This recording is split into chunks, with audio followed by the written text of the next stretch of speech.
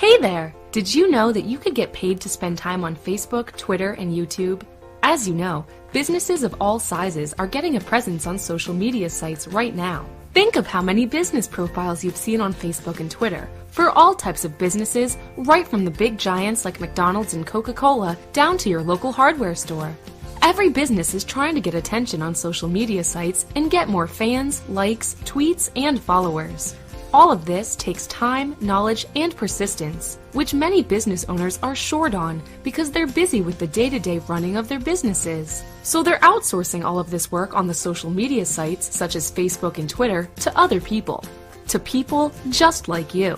They're paying people just like you as much as $25 to $35 per hour to do simple tasks such as posting Facebook status updates, uploading videos to YouTube, tweeting special offers and promotions, commenting and liking YouTube videos, and many more easy social media jobs.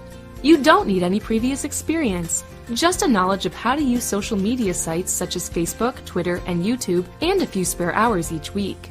You get paid directly into your bank account at the end of each week, and you can begin work right away.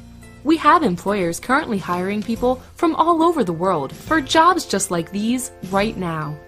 It just takes a couple of minutes. Try it now.